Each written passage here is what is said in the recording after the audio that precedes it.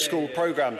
Does he accept National Audit Office data that shows that more than 2/3 of the places created by the free school programme have been created outside of areas of high and severe primary need? Why has the free school programme been so heavily weighted to secondary places during a time of national crisis in primary places? And does he, Mr. Speaker, agree with the Treasury that spending on this programme, like his leadership of the department, is spiralling out of control? I'm grateful to the honourable gentleman for his questions. He asks where responsibility lies for a shortage of school places. Responsibility lies with the last government. Responsibility lies with the last government, whose Chief Secretary left a note to his successor saying that there is no money left. Responsibility lies with the Labour government, which, when it was in power, cut primary places, cut them by 200,000 between 2003 and 2010.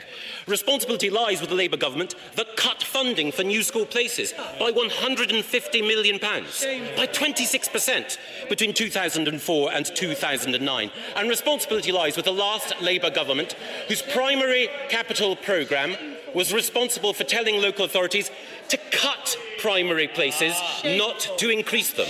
It has been this coalition government that has increased spending on primary school places and local authority need, and at the same time has provided excellent new provision through the free school programme.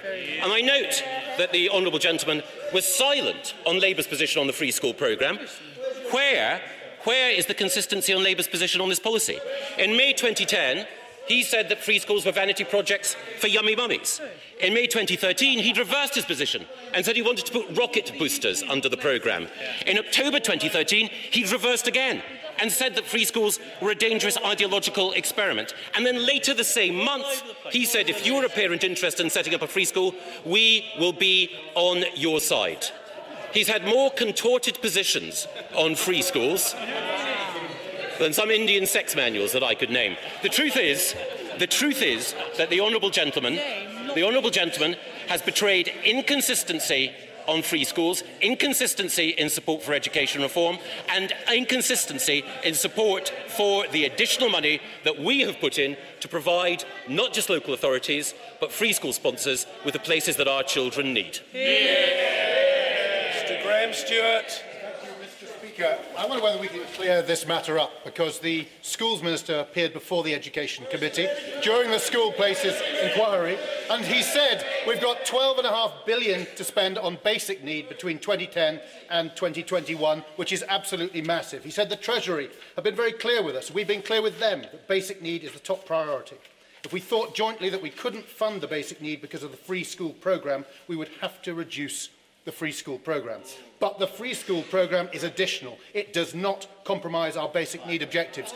Was the evidence given to our committee correct, or was what they heard in anonymous whispers over the weekend correct? I'm grateful to the chairman of the Education Select Committee, and I can absolutely confirm that the evidence shared with him was 100% correct. Mr. Barry Sherman. Mr. Speaker, surely the point of this urgent question is to ask the Secretary of State to clear up the fact there's been an unholy row, not with the Labour Party and the opposition, but between the members of the coalition.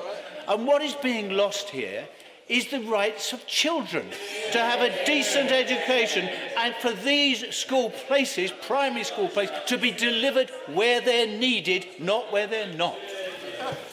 I have enormous respect for the honourable gentleman, and he makes three important points. The first is, as we've just heard from the chairman of the Education Select Committee, the Minister of State for Schools has confirmed to the committee which he once chaired that spending on free schools augments basic need funding. The second point is he's absolutely right. What we both share is a desire to ensure that there are more good school places where they're needed across the country. Free schools are playing a part in that, but free schools alongside academies and community schools are all contributing, as I pointed out in my statement and as I know he welcomes, to the fact that our teachers are delivering more good and outstanding lessons than ever before, and no child is without a primary school place. Sir Malcolm Bruce. will be as aware as... Joey is still with me. So this urgent question follows reports in the Independent and Sunday Times, other newspapers as well, yesterday about free schools and whether money was being siphoned away from the more general pot of state schools for this free school project.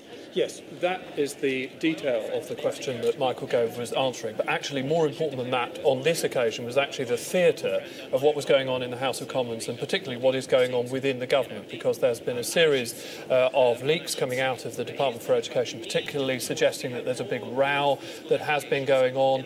And you will notice, and indeed Tristram Hunt pointed out, that David Laws, the schools minister, didn't choose to turn up to be next to his government colleague, Michael Gove, though there were a whole load of Conservatives on the front bench. And clearly it is that sense of a row going on within the government, and if things may be fractious between David Laws and Michael Gove, you get the sense it's probably even worse between Michael Gove and Nick Clegg. And this showing, with David Laws not fronting up, does nothing to damp down the sense of real bad blood, which rarely comes to the surface in the way that it has done over the past few days. OK, Joey, thank you. Still to come, double trouble